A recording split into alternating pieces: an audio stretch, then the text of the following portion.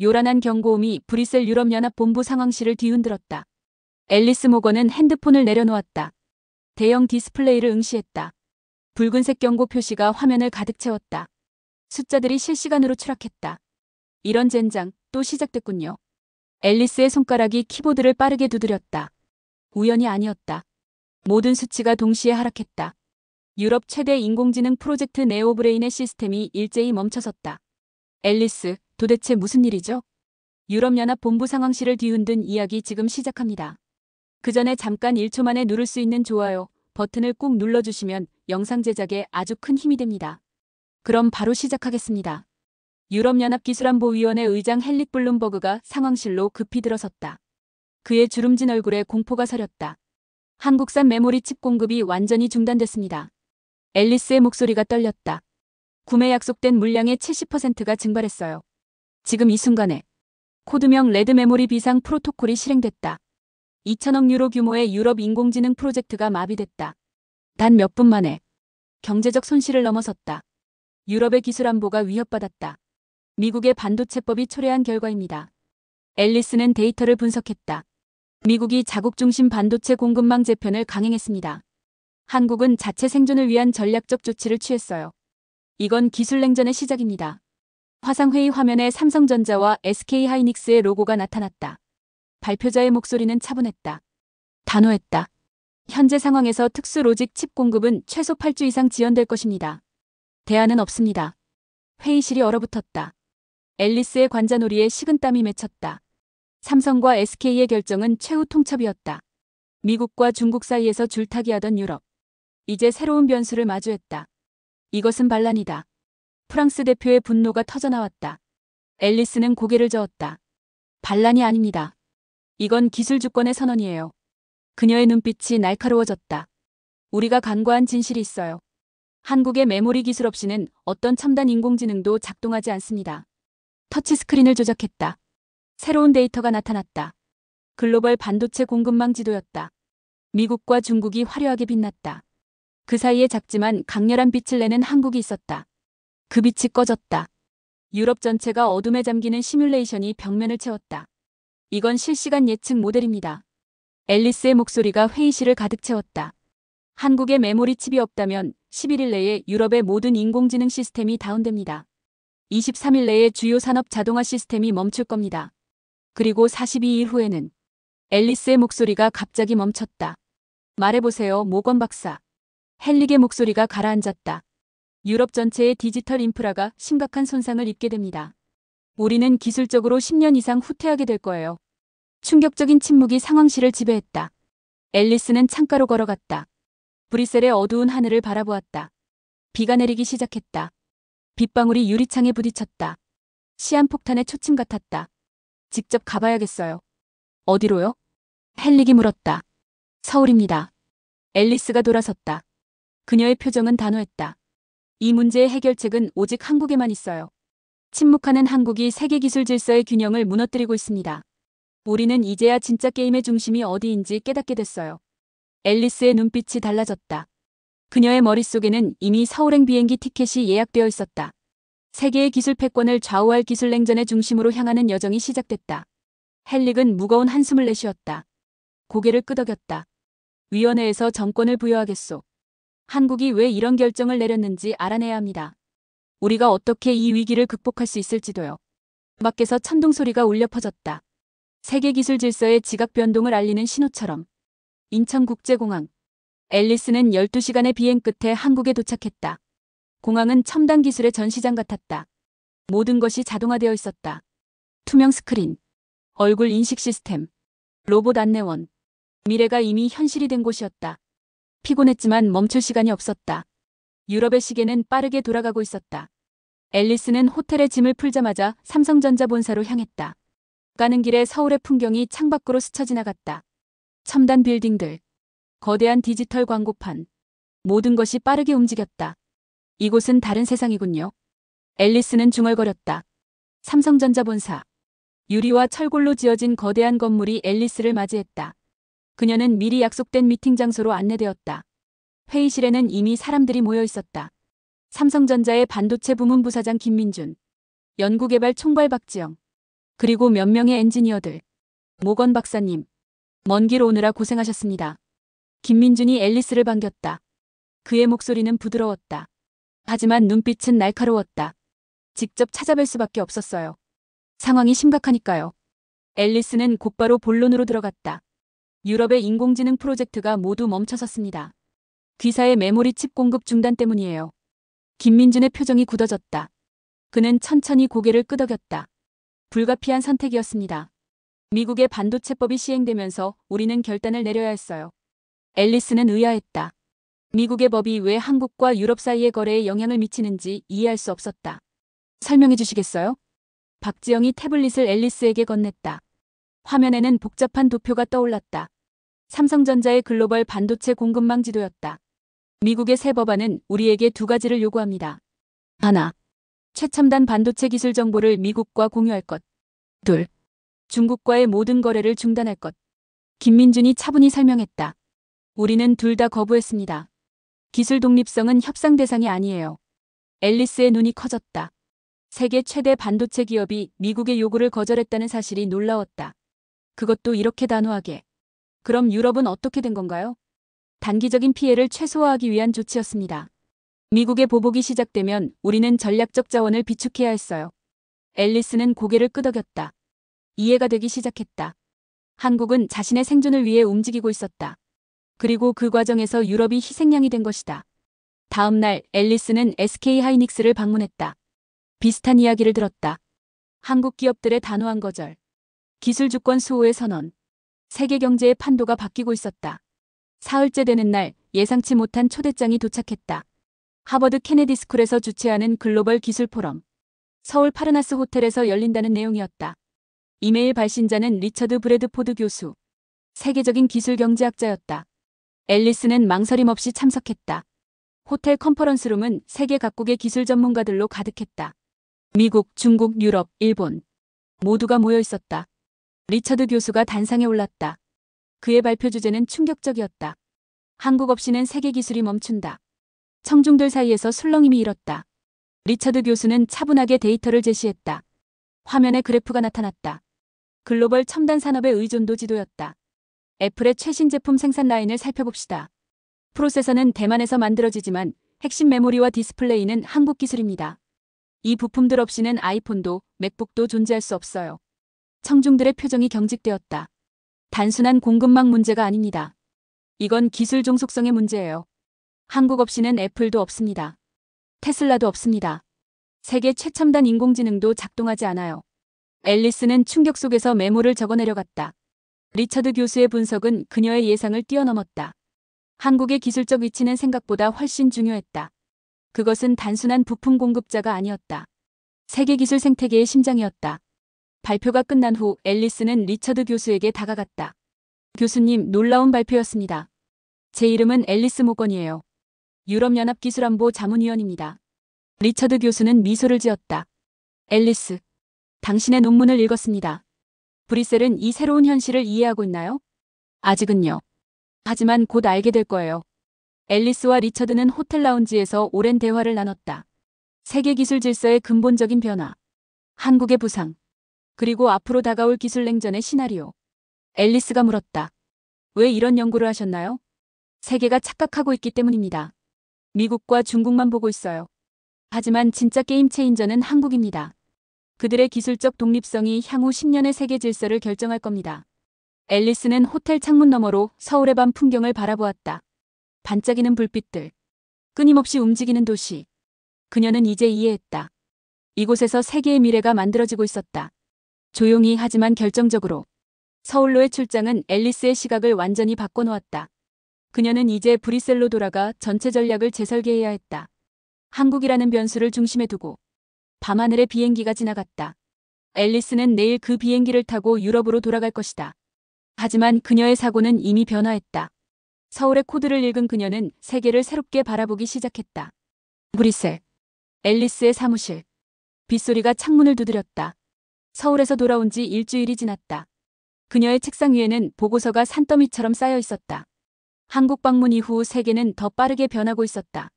앨리스의 노트북에 알림이 떴다. 글로벌 뉴스 속보였다. 애플 신형 아이폰 출시 무기한 연기 발표. 그녀는 기사를 클릭했다. 내용은 충격적이었다. 이유는 한국산 OLED 패널 수급 문제. 애플은 대체 공급처를 찾지 못함. 주가 7% 하락. 앨리스의 사무실 문이 열렸다. 마르틴이 급히 들어왔다. 들었어? 애플 발표. 앨리스는 고개를 끄덕였다. 한국이 다시 움직이기 시작했어. 애플은 세계 최대 IT 기업이에요. 그들도 한국 디스플레이 없이는 아무것도 할 수 없다는 말이죠. 앨리스는 생각에 잠겼다. 서울에서 만난 리처드 교수의 말이 떠올랐다. 한국 없이는 애플도 없다. 그것이 현실이 되어가고 있었다. 하루가 지났다. 앨리스는 이유기술위원회에 긴급 보고서를 제출했다. 제목은 디스플레이드 쇼크 보이지 않는 기술 의존성의 위험. 보고서는 폭발적인 반응을 불러일으켰다. 브뤼셀 본부 회의실. 수십 명의 고위 관료들이 모였다. 앨리스가 단상에 섰다. 한국의 디스플레이 기술은 단순한 부품이 아닙니다. 그것은 미래 산업의 창입니다. 그녀는 화면에 자료를 띄웠다. 플렉서블 OLED, 투명 디스플레이, 마이크로 LED. 모두 한국이 세계를 선도하는 기술들이었다. 애플은 시작에 불과합니다. 다음은 자동차 산업입니다. 청중들이 긴장했다. 앨리스가 계속했다. 독일 자동차 제조사들이 직면한 위기를 보십시오. 전기차 전환은 피할 수 없는 현실입니다. 그런데 배터리는요? 세계 최고의 배터리 기술은 어디에 있습니까? 누군가가 작은 목소리로 대답했다. 한국입니다. 앨리스는 태블릿을 조작했다. 새로운 그래프가 나타났다.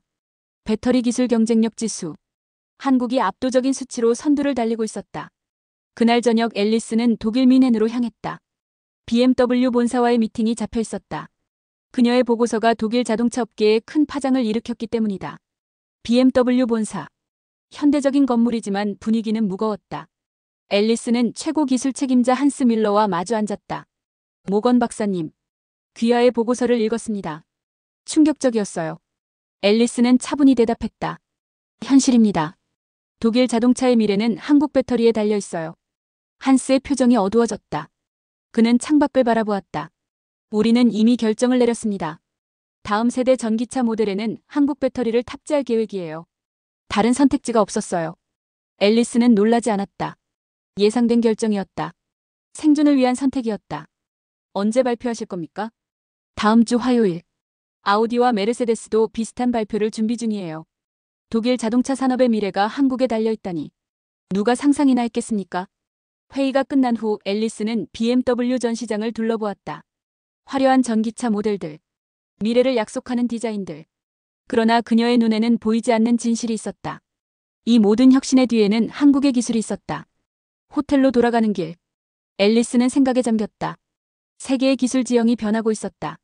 표면적으로는 미국과 중국의 경쟁이었지만 실질적인 게임 체인저는 한국이었다. 그녀의 전화기가 울렸다. 리처드 교수였다. 앨리스. 보고서 읽었습니다. 훌륭해요. 이제 세계가 깨닫기 시작했군요. 일은 생각보다 빠르게 진행되고 있어요. 독일 자동차 업계가 한국 배터리로 완전히 전환하기로 했습니다. 리처드의 웃음소리가 전화기 너머로 들려왔다. 놀랍지 않습니다. 한국 배터리 없이는 전기차 혁명도 불가능해요. 세계의 모든 산업이 점점 한국 의존성을 키워가고 있습니다. 애플의 심장이 한국이듯 이제 독일 자동차의 심장도 한국이 되는 거죠. 앨리스는 호텔 창가에 서서 뮌헨의 밤 풍경을 바라보았다. 오래된 유럽의 도시. 전통과 역사가 살아 숨쉬는 곳. 그러나 이 도시의 미래도 이제 아시아의 작은 나라에 달려 있었다. 그리고 이건 시작에 불과해요. 앞으로 더 큰 변화가 있을 겁니다. 리처드의 말이 앨리스의 귓가에 맴돌았다. 그녀는 창밖을 바라보며 다음 움직임을 생각했다. 한국 디스플레이와 배터리 기술의 충격은 이제 막 시작되었다. 다음은 무엇일까? 어떤 산업이 한국 의존성에 흔들릴 것인가? 그녀는 노트북을 열고 다음 목적지를 검색했다. 부산항과 현대중공업. 세계 물류와 조선의 중심지. 거기에 다음 퍼즐 조각이 있을 것이다. 브뤼셀 공항. 앨리스는 또다시 출국장에 서 있었다. 이번 목적지는 부산. 한국 최대의 항구 도시였다. 그녀의 태블릿에는 충격적인 뉴스들이 실시간으로 업데이트되고 있었다. 세계 물류대란 심화. 선박 부족 사태 악화. 컨테이너 운임 사상 최고치 경신. 비행기 안에서도 앨리스는 쉬지 않았다. 보고서를 검토했다. 세계 해운 산업 데이터를 분석했다. 모든 수치가 한 방향을 가리키고 있었다. 한국 조선소발 지각 변동이었다. 12시간 후 앨리스는 부산항 전망대에 서 있었다. 눈앞에 펼쳐진 광경은 압도적이었다.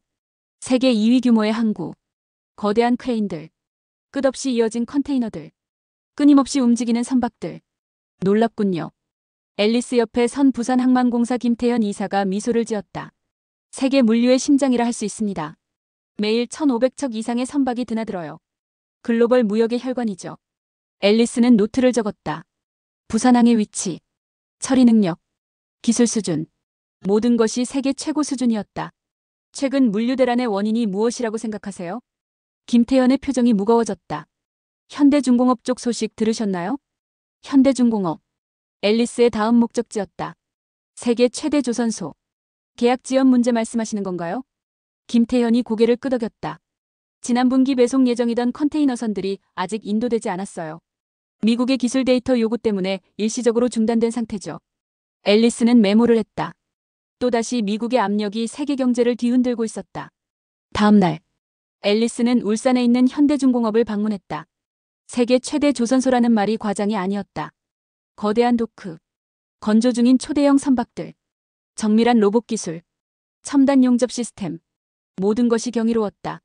박진호 상무가 앨리스를 안내했다. 현재 우리는 세계 선박 발주량의 42%를 차지하고 있습니다. 특히 고부가 가치 선박은 우리 기술이 독보적이에요. 어떤 종류의 선박인가요? 앨리스가 물었다. 액화천 연가스 운반선입니다. LNG 캐리어라고 하죠. 세계에서 가장 복잡한 선박 중 하나예요. 마이너스 163도의 극저온 상태로 천연가스를 운반해야 합니다. 현장 투어 중 앨리스는 건조 중인 거대한 LNG선을 보았다. 길이가 300m가 넘는 거대한 구조물이었다. 이 배 한 척의 가격이 얼마나 되죠? 3억 달러 이상입니다. 기술적으로는 가격을 매길 수 없는 수준이에요.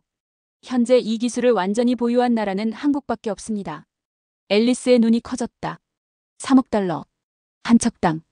그리고 그 기술을 독점하고 있는 한국. 그럼 유럽의 겨울난방은? 앨리스의 말을 박진호가 이었다. 네, 유럽의 에너지 안보는 한국 LNG선에 달려 있습니다. 러시아 파이프라인 사용이 제한된 이후 대체 에너지원인 LNG 수송은 전적으로 우리 선박에 의존하고 있어요. 회의실로 돌아온 앨리스와 박진호. 테이블 위에는 세계 지도가 펼쳐져 있었다. 유럽, 아시아, 중동을 연결하는 해상 루트가 표시되어 있었다. 미국이 우리에게 기술 데이터를 요구했습니다. 우리는 거절했고요. 그 결과가 현재의 계약 지연이에요. 그리고 세계 물류 대란으로 이어졌습니다. 앨리스는 생각에 잠겼다. 패턴이 보이기 시작했다. 반도체, 디스플레이, 배터리, 그리고 이제 조선. 모든 핵심 산업에서 한국의 기술 독립성이 세계 경제의 흐름을 좌우하고 있었다. 저녁, 부산 아스티 호텔. 앨리스는 리처드 교수와 화상 통화를 하고 있었다. 리처드, 바다를 지배하는 자가 세계를 지배한다는 말이 있죠. 현재 바다를 지배하는 건 한국 선박들이에요. 리처드가 웃었다. 바다는 물론이고 그 위에 떠다니는 물건들까지 말이죠. 세계 무역의 90%가 해상으로 이루어집니다. 그 해상 무역의 심장에 한국 기술이 있어요. 단순한 배가 아닙니다. 바다 위의 첨단 기술 플랫폼이에요. 앨리스는 호텔 창문으로 부산항의 야경을 바라보았다. 수천 개의 불빛들, 끊임없이 움직이는 크레인들. 세계의 물류가 이곳을 통해 흐르고 있었다. 겨울이 다가오고 있어요. 유럽은 LNG가 필요합니다. 한국이 만든 LNG선 없이는 유럽이 겨울을 버티지 못할 거예요. 앨리스는 메모를 계속했다. 그녀의 보고서는 점점 더 명확한 결론을 향해 나아가고 있었다. 세계 경제의 숨겨진 중심. 그곳이 한국이었다. 다음 날 아침 앨리스는 부산항에서 출항하는 거대한 컨테이너선을 바라보았다. 선박 측면에는 한국 기업의 로고가 선명했다. 그 배 한 척에 세계 경제의 운명이 실려 있었다. 이제 앨리스는 확신했다. 한국의 바다 지배력은 단순한 무역을 넘어 세계 질서의 근본적인 변화를 의미했다. 그리고 그녀는 이 사실을 세계에 알려야 했다. 와르샤바 공항. 앨리스는 추위에 몸을 움츠렸다. 폴란드의 봄은 예상보다 차가웠다. 그녀를 맞이한 폴란드 국방부 대표 야누스의 표정은 긴장되어 있었다. 오랜 여정 고생 많으셨습니다. 바로 현장으로 가시겠어요? 앨리스는 고개를 끄덕였다. 시간이 없었다. 그녀가 목격해야 할 것이 있었다. 유럽 안보의 새로운 변수. 기술 냉전의 또 다른 전선이었다. 차량이 폴란드 시골길을 달렸다. 창밖으로 끝없는 들판이 펼쳐졌다. 갑자기 군사시설이 나타났다. 중무장한 경비병들. 첨단 감시 시스템. 그리고 그 안에는 놀라운 광경이 펼쳐져 있었다. 이것이 K 전차군단입니다. 야누스가 자랑스럽게 말했다. 최근 도입된 한국산 전차들이에요. 폴란드 육군의 핵심 전력이 되었습니다. 앨리스는 감탄했다. 수십 대의 첨단 전차가 줄지어 서 있었다. 모두 한국산이었다. 검은 외형, 날카로운 포신, 첨단 장비들로 무장한 강철 괴물들이었다. 테스트 사격을 보여드리겠습니다. 훈련장. K 전차 한 대가 목표물을 향해 포신을 돌렸다. 귀청이 터질 듯한 폭발음. 2km 밖의 목표물이 정확히 명중되었다. 디지털 스코어보드에 성공 판정이 떴다. 놀랍군요. 정확도가 어떻게 이렇게 높은 건가요? 앨리스가 물었다. 한국산 첨단 화력 통제 시스템 덕분입니다. 움직이는 표적도 98% 정확도로 타격해요. 세계 최고 수준이죠. 오후에는 공군 기지로 이동했다. 활주로에서 전투기들이 이륙하고 있었다. 앨리스는 눈을 의심했다. 전투기 측면에 그려진 마크는 폴란드 공군 마크였지만 기체는 낯설었다. FA-50 경공격기입니다. 한국산이죠. 한국이 전투기도 만든다고요? 앨리스의 놀라움을 야누스가 미소로 받아쳤다. 이미 우리 공군의 주력 기종이 되었어요. 가격 대비 성능이 최고입니다. 미국산 전투기의 절반 가격에 80% 성능을 발휘해요. 저녁 군부대 회의실. 앨리스는 폴란드 장성들과 자리를 함께했다. 대화의 주제는 한국 무기였다. 폴란드 육군 참모총장이 발언했다. 한국은 더 이상 무기 수입국이 아닙니다. 세계적인 방산 강국이 되었어요. 우리는 이미 1,000억 달러 규모의 계약을 체결했습니다. 앨리스는 메모를 멈추지 않았다. 전차, 자주포, 전투기, 방공 시스템, 모두 한국산이었다. 그리고 모두 폴란드 육군의 핵심 전력이 되어 있었다. 문이 열리고 익숙한 얼굴이 들어왔다. 리처드 교수였다. 앨리스, 여기서 만나다니. 리처드 교수님. 앨리스는 반가움에 자리에서 일어났다. 리처드는 폴란드 국방부의 자문위원으로 초청되어 있었다. 회의가 끝난 후 리처드와 앨리스는 바르샤바 구시가지 카페에 앉았다. 붉은 벽돌 건물들 사이로 저녁 노을이 지고 있었다. 놀라셨나요? 한국의 방산 능력에? 리처드가 물었다. 충격적이었어요. 한국이 무기 수출국이라는 건 알았지만 이 정도일 줄은 몰랐습니다. 리처드는 태블릿을 꺼냈다. 화면에는 세계 방산 시장 점유율 그래프가 떠올랐다. 얼마 전까지 찾아볼 수 없던 한국이 이제 상위권에 자리 잡고 있었다. 10년 전만 해도 한국은 무기를 수입했습니다. 지금은요? 세계 6위 무기 수출국이에요. 하지만 단순한 수출이 아닙니다. 기술 패권의 문제죠. 리처드가 태블릿을 조작했다. K2 전차의 내부 구조도가 나타났다. 보이십니까? 이 시스템의 핵심이 무엇인지 앨리스는 유심히 보았다. 화력 통제 시스템, 센서 네트워크, 그리고 이건 삼성 로고군요. 리처드가 미소를 지었다. 바로 그겁니다. 삼성 반도체가 전투기 속으로 들어갔어요. 민간 기술과 군사 기술의 완벽한 융합입니다. 이것이 한국의 힘이에요. 앨리스는 생각에 잠겼다. 반도체, 디스플레이, 배터리, 조선, 그리고 이제 방산까지. 세계 모든 핵심 산업에 한국 기술이 침투해 있었다. 그것도 가장 중요한 위치에. 폴란드뿐만이 아닙니다. 사우디아라비아, 아랍에미리트, 호주 모두 한국 무기를 대량 도입하고 있어요. 한국이 새로운 무기상이 된 겁니다. 앨리스는 갑자기 더 큰 그림을 보았다. 이것은 단순한 무기 판매가 아니었다. 세계 질서의 재편이었다. 미국과 러시아, 중국이 장악했던 무기 시장에 새로운 플레이어가 등장한 것이다. 한국 무기의 장점이 뭔가요? 앨리스가 물었다. 가격과 성능의 완벽한 균형. 그리고 정치적 조건이 없다는 점이죠. 미국은 무기를 팔 때 많은 정치적 조건을 붙입니다. 러시아와 중국도 마찬가지고요. 하지만 한국은 순수하게 비즈니스 관점에서 접근합니다. 리처드의 말은 명확했다. 한국은 세계 무기 시장의 새로운 규칙을 만들어가고 있었다. 호텔로 돌아가는 길. 앨리스는 바르샤바의 밤거리를 걸었다. 그녀의 머릿속에는 오늘 본 장면들이 맴돌았다. 한국산 전차와 전투기. 민간 기술이 무기로 변모한 모습. 수입국에서 수출국으로 변신한 나라의 역동성. 앨리스는 전화기를 꺼내 브뤼셀 본부에 메시지를 보냈다. 보고서가 거의 완성되었다는 내용이었다. 세계가 주목하지 않았던 진실. 기술의 새로운 중심지. 한국의 부상이었다. 이제 앨리스는 한국 기술력의 또 다른 측면을 알아볼 차례였다. 하드웨어를 넘어선 소프트 파워. 다음 목적지는 런던이었다. 그곳에서 그녀는 한국 문화의 힘을 만나게 될 것이다. 런던. 봄비가 내리는 저녁. 앨리스는 템즈강 근처 아파트에 도착했다. 그녀의 조카 소피가 살고 있는 곳이었다. 대학생인 소피는 앨리스가 보지 못한 세계를 보여줄 열쇠였다. 소피는 문을 열자마자 앨리스를 반갑게 안았다. 이모, 진짜 오래간만이에요. 폴란드는 어땠어요? 앨리스는 미소를 지었다. 일과 사적인 방문을 동시에 할 수 있어 기뻤다. 추웠어. 그런데 넌 어떻게 지내? 요즘도 그 한국 드라마 보니? 소피의 눈이 반짝였다. 당연하죠. 오늘은 특별히 제가 좋아하는 작품을 같이 봐요. 이모도 분명 좋아하실 거예요. 거실로 들어가자 큰 TV 화면이 준비되어 있었다. 소파에는 이미 소피의 룸메이트들이 기다리고 있었다. 다양한 국적의 대학생들이었다. 프랑스, 독일, 스페인, 브라질. 모두 같은 목적으로 모여 있었다. 무슨 드라마 보는 거니? 오징어 게임이요. 제가 본 작품 중 가장 흥미진진한 작품이에요. 영상이 시작됐다. 앨리스는 처음에는 의아했다. 어두운 색감, 무거운 주제, 빠른 전개가 아닌 깊은 감정의 탐구. 할리우드 스타일과는 완전히 달랐다. 1시간이 지났다. 앨리스는 화면에서 눈을 떼지 못했다.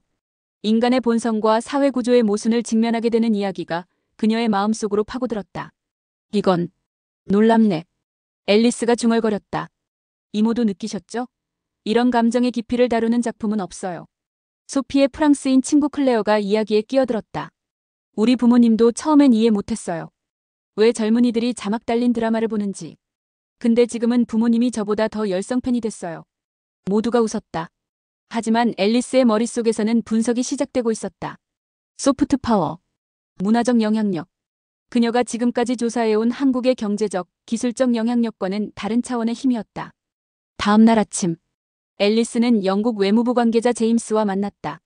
테마 강변 카페였다. 회색빛 하늘 아래 강물이 흐르고 있었다. 문화적 영향력에 대해 듣고 싶으신 건가요? 제임스가 미소 지었다.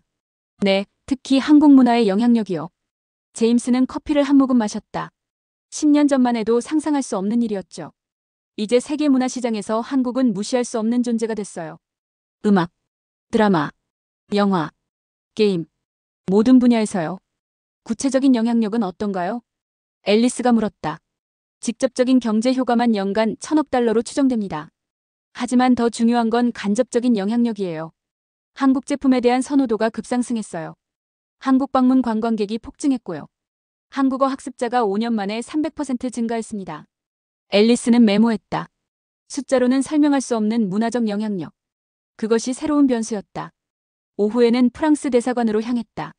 피에르 라마르크 외교관과의 약속이 있었다. 그는 문화외교 전문가였다. 한국 문화는 감정의 카타르시스를 제공합니다. 피에르가 말했다. 표면적으로는 화려하고 세련됐지만 그 속에는 깊은 인간적 고뇌와 성찰이 있어요. 서구 문화와는 다른 감성적 접근법이죠. 우리가 잃어버린 무언가를 그들은 가지고 있어요. 아랍에미리트 원전 계약 이야기는 들어보셨나요? 피에르의 질문에 앨리스는 고개를 흔들었다. 놀라운 사례예요. 아랍에미리트가 원자력 발전소 건설 파트너로 한국을 선택한 이유를 아세요? 물론 기술력도 있었지만 결정적 요인은 아랍에미리트 왕족들이 한국 드라마 팬이었다는 겁니다. 특히 공주님들이요. 앨리스는 눈을 크게 떴다. 농담하시는 거죠? 피에르는 진지했다. 전혀요. 이미 검증된 사실입니다. 200억 달러 규모의 계약이 문화적 친밀감으로 성사된 거예요. 이게 바로 소프트 파워의 힘입니다. 저녁 앨리스는 리처드와 화상 통화를 했다. 그녀는 오늘 발견한 내용을 공유했다. 알고 계셨나요? 한국 드라마가 실제로 경제적, 외교적 결과를 만들어낸다는 사실을요. 리처드는 고개를 끄덕였다. 현대 국제관계에서 가장 과소평가된 요소죠. 브라질에서는 한국 화장품 수출이 3000% 증가했어요. 왜죠? 한국 드라마 때문입니다. 인도네시아에서는 한국 음식점이 폭발적으로 늘었어요.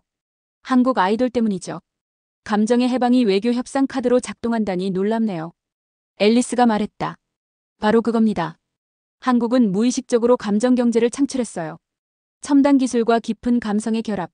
그것이 한국만의 독특한 공식입니다. 통화가 끝난 후 앨리스는 소피의 아파트로 돌아갔다. 소피와 친구들은 또 다른 한국 드라마를 보고 있었다. 앨리스는 조용히 그들 옆에 앉았다. 이제 그녀는 다른 시각으로 화면을 바라보았다. 이것은 단순한 오락이 아니었다. 세계 질서를 재편하는 소프트 파워였다. 반도체가 디지털 세계의 핵심이라면 이 드라마들은 인간 감성의 핵심을 장악하고 있었다. 두 가지 모두 한국에서 온 것이었다. 앨리스의 보고서가 새로운 차원을 갖게 되었다. 기술 패권과 문화적 영향력, 하드웨어와 소프트웨어. 그 모든 것이 한 나라에서 나오고 있었다. 세계가 주목하지 않았던 새로운 강국의 등장이었다. 앨리스는 다음 행선지를 결정했다. 서울로 돌아가야 했다. 이번에는 한국 정부의 전략을 직접 들어볼 차례였다. 왜 그들은 미국과 중국 모두에게 노라고 말할 수 있었는지, 그 자신감의 원천이 무엇인지 알아내야 했다. 서울 다시 돌아온 앨리스. 이번에는 다른 임무를 가지고 왔다. 강대국들 사이에서 자기 목소리를 내는 한국. 그 자신감의 원천을 찾아야 했다. 앨리스는 청와대 근처 호텔에 묵었다. 창밖으로 보이는 북한산의 모습이 장엄했다. 그녀의 태블릿에 속보가 떴다. 한국 정부, 미국의 반도체 기술 데이터 공유 요구 공식 거절.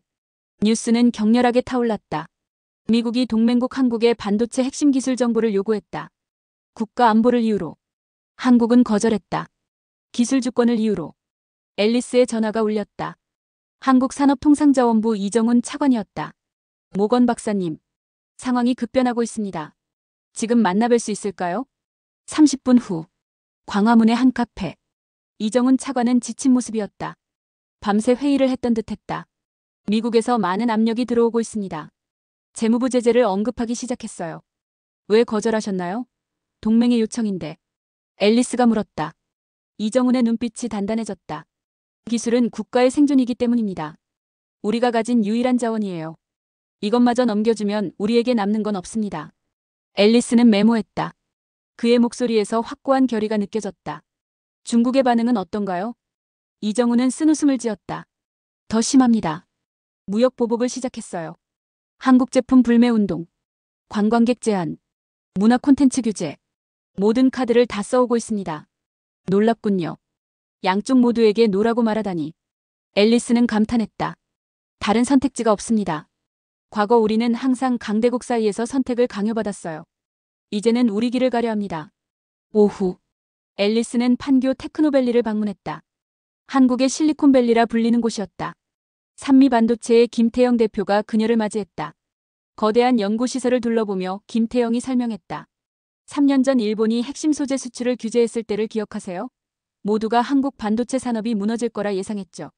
앨리스는 고개를 끄덕였다. 세계적인 뉴스였다. 결과는 달랐습니다. 우리는 1년 만에 모든 핵심 소재를 국산화했어요. 위기가 기회가 된 거죠. 이제 우리는 일본 기술에 의존하지 않습니다. 그 과정이 쉽지는 않았겠군요. 앨리스가 말했다. 김태영의 눈에 자부심이 빛났다. 수천 명의 엔지니어가 잠도 안 자고 일했어요. 국가적 위기였지만 동시에 우리 기술력을 증명할 기회였습니다. 이제 우리는 그 어떤 나라의 기술 없이도 살아남을 수 있어요. 저녁. 앨리스는 남산타워가 내려다 보이는 레스토랑에서 리처드 교수와 만났다. 서울의 야경이 발 아래 펼쳐졌다. 오늘 정부와 기업 관계자들을 만났어요. 그들의 자신감이 놀라웠습니다. 리처드는 와인잔을 들었다. 한국의 진짜 힘은 기술이 아닙니다. 정신이에요. 무슨 뜻이죠? 앨리스가 물었다. 한국은 역사적으로 항상 강대국에 둘러싸여 있었어요. 중국, 일본, 러시아, 미국. 생존하기 위해 그들은 특별한 정신을 발전시켰죠.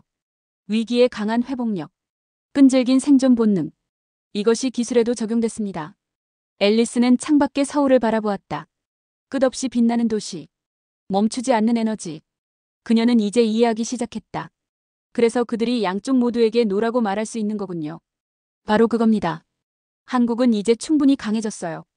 더 이상 선택을 강요받지 않을 만큼 그들의 기술은 세계에 필수적이 되었습니다. 반도체, 배터리, 디스플레이, 선박. 이 모든 것 없이는 현대 세계가 작동하지 않아요. 다음 날 아침, 앨리스는 한국과학기술원을 방문했다.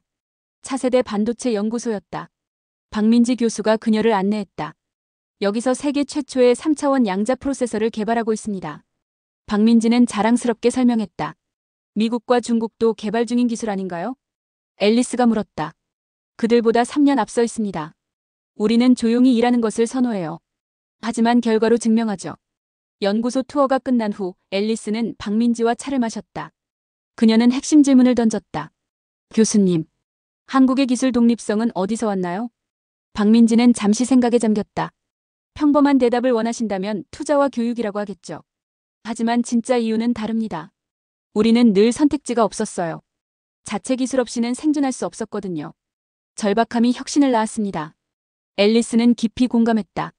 그녀도 비슷한 절박함을 느끼고 있었다. 유럽의 기술 독립성을 위해 호텔로 돌아가는 길. 앨리스는 전화를 받았다. 브뤼셀 본부에서였다. 헨릭 의장이었다. 앨리스, 당신의 예비 보고서가 유럽 집행위원회에 파문을 일으키고 있어요. 그들이 당신을 뉴욕으로 보내고 싶어 합니다. 다음 주 유엔 기술안보 회의예요. 앨리스는 놀랐다. 그녀의 보고서가 이미 영향을 미치기 시작했다. 그곳에서 무엇을 해야 할까요? 앨리스의 질문에 헨릭이 대답했다. 한국의 기술적 위치에 대해 발표해 주세요. 세계가 이 사실을 알아야 합니다. 새로운 기술 질서가 형성되고 있어요. 앨리스는 창밖을 바라보았다. 서울의 마지막 밤이었다. 이제 그녀는 확신했다. 세계 기술 질서의 숨겨진 중심. 그곳이 바로 한국이었다. 그리고 그녀는 이 진실을 세계에 알릴 준비가 되어 있었다. 뉴욕. 유엔 본부. 하늘을 찌르는 유리 건물이 아침 햇살에 반짝였다. 앨리스는 숨을 깊게 들이마셨다. 오늘이 그날이었다. 세계의 시선이 그녀에게 집중될 순간. 유엔 기술안보 특별회의. 세계 각국의 대표들이 모였다. 미국, 중국, 러시아, 일본, 유럽연합, 그리고 한국. 모두가 긴장된 표정이었다. 앨리스가 발표대에 올랐다. 그녀의 심장이 격렬하게 뛰었다. 평소와 달리 손이 떨렸다. 이것은 단순한 보고서가 아니었다. 세계 질서를 재편할 폭탄선언이었다. 안녕하십니까?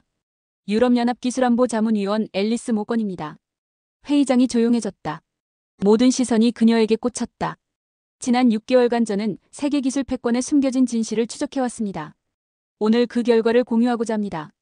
대형 스크린에 세계 지도가 나타났다. 처음에는 평범한 지도였다. 갑자기 지도가 변형되기 시작했다. 국가의 크기가 기술 영향력에 따라 재조정되었다. 미국과 중국이 커졌다. 예상대로였다. 그런데 놀랍게도 한국의 크기가 급격히 팽창했다. 일본과 유럽보다 커졌다. 러시아보다도 커졌다. 회의장에서 술렁임이 일었다. 이것은 실제 기술 영향력 지도입니다. 앨리스가 설명했다. 소위 지정학적 강대국들이 주목받는 동안 한국은 조용히 세계 기술의 중심으로 부상했습니다. 지금 이 순간에도 세계 경제는 한국 기술에 의존하고 있습니다. 미국 대표가 불편한 표정을 지었다. 중국 대표는 메모를 빠르게 적어내려갔다. 앨리스는 계속했다. 반도체, 메모리, 디스플레이, 배터리, 조선. 모든 첨단 산업의 핵심에는 한국 기술이 있습니다. 이것은 우연이 아닙니다. 그녀는 다음 슬라이드로 넘어갔다. 세계 산업 생태계 그래프였다. 모든 화살표가 한국을 향하고 있었다. 한국이 생산을 중단하면 어떤 일이 벌어질까요? 앨리스의 질문에 회의장이 얼어붙었다. 10일 내에 애플은 생산을 중단합니다. 15일 내에 테슬라의 생산 라인이 멈춥니다. 20일 내에 유럽의 자동차 산업이 마비됩니다. 30일 내에 미국 방위 산업에 차질이 생깁니다. 미국 대표가 자리에서 벌떡 일어났다. 이건 과장된 주장입니다. 증거가 있습니까? 앨리스는 미소를 지었다. 그녀는 이 질문을 기다리고 있었다. 증거라면 작년 5월 한국 메모리 공급 지연 사태를 보십시오. 나스닥이 7% 폭락했습니다. 또한 지난 7월 한국 배터리 공장의 이틀간 중단이 독일 자동차 주가에 미친 영향을 보십시오. 12% 하락했습니다. 데이터가 화면에 나타났다. 반박할 수 없는 증거들이었다. 중국 대표가 끼어들었다. 그렇다면 한국의 부상을 견제해야 한다는 말씀입니까? 앨리스는 단호히 고개를 저었다. 정반대입니다. 우리는 한국의 전략적 중요성을 인정하고 새로운 협력 방식을 모색해야 합니다. 지난 세기의 힘의 논리는 더 이상 작동하지 않습니다. 회의장에 긴장감이 감돌았다. 앨리스의 말은 기존 강대국들의 권위에 정면으로 도전하는 것이었다. 한국 대표가 조용히 앉아 있었다. 그들은 이미 알고 있었다. 자신들의 위치를, 세계 경제의 심장으로서의 역할을. 우리가 목도하는 것은 새로운 세계 질서의 탄생입니다. 앨리스의 목소리가 더욱 확고해졌다. 강대국 중심의 지정학에서 기술 중심의 지정학으로의 전환. 그리고 그 중심에 한국이 있습니다. 회의장이 완전히 침묵에 빠졌다. 앨리스의 마지막 슬라이드가 나타났다. 세계 각국의 기술 의존도 지도였다. 모든 선이 한국으로 연결되어 있었다. 마치 거대한 거미줄처럼. 그 중심에는 작지만 강력한 나라. 한국이 있었다. 저는 지난 반년간 세계를 돌아다니며 이 사실을 확인했습니다. 폴란드에서, 독일에서, 영국에서, 그리고 무엇보다 한국에서. 세계의 방향이 한국을 따라가고 있습니다. 그녀의 발표가 끝났다. 잠시 정적이 흘렀다. 그리고 갑자기 폭발적인 반응이 쏟아졌다. 질문, 항의, 동의, 거부. 회의장이 혼란에 빠졌다. 회의가 끝난 후 앨리스는 이스트리버를 바라보며 서 있었다. 리처드가 그녀에게 다가왔다. 세상을 뒤흔드셨군요. 앨리스는 미소를 지었다. 진실을 말했을 뿐입니다. 이제 무슨 일이 벌어질까요? 앨리스는 강을 바라보았다. 물결이 빛을 반사하며 반짝였다. 세계가 재조정될 겁니다. 새로운 균형점을 찾아서 한국 중심의 기술 세계에 적응하려고 노력할 거예요. 그날 밤 세계 모든 뉴스의 헤드라인은 하나였다. 한국이 멈추면 세계가 멈춘다. 유엔기술안보회의 폭발적 보고서. 앨리스의 호텔방. 그녀는 창밖으로 맨해튼의 야경을 바라보았다. 전화가 울렸다. 헬릭이었다. 앨리스, 당신의 보고서가 지진을 일으켰어요. 브뤼셀이 발칵 뒤집혔습니다. 백악관에서도 긴급회의가 소집됐어요. 예상했던 일입니다. 진실은 때로 불편하니까요. 이제 어떤 계획이 있나요? 앨리스는 창가에서 바라본 뉴욕의 불빛들을 응시했다. 세계를 다시 여행할 겁니다. 이번에는 더 깊게. 한국 기술이 어떻게 세계를 변화시키고 있는지 그 이야기를 책으로 쓰려고 해요. 한국이라는 코어 코드. 그렇습니다. 그녀가 바꾼 세계의 이야기죠. 앨리스는 웃음 지었다. 그녀의 여정은 이제 막 시작되었다. 세계는 빠르게 변하고 있었다. 그 중심에서 조용히 하지만 결정적으로 영향력을 행사하는 나라. 한국의 이야기를 세계에 알리는 것. 그것이 그녀의 새로운 사명이 되었다. 그녀는 노트북을 열었다. 새 책의 서문을 쓰기 시작했다. 나는 세계의 중심이 바뀌는 순간을 목격했다. 그것은 폭발적인 혁명이 아니었다. 조용하고 치밀한 진화였다. 한 나라가 인류의 미래를 재정의하는 순간. 그 나라의 이름은 한국이었다. 창밖으로 새벽이 밝아오고 있었다. 새로운 세계 질서의 여명이. 한국이 이끄는 기술 문명의 새 시대가 시작되고 있었다. 긴 이야기 경청해주셔서 감사드립니다. 오늘도 행복 가득한 하루 보내세요. 감동천사였습니다.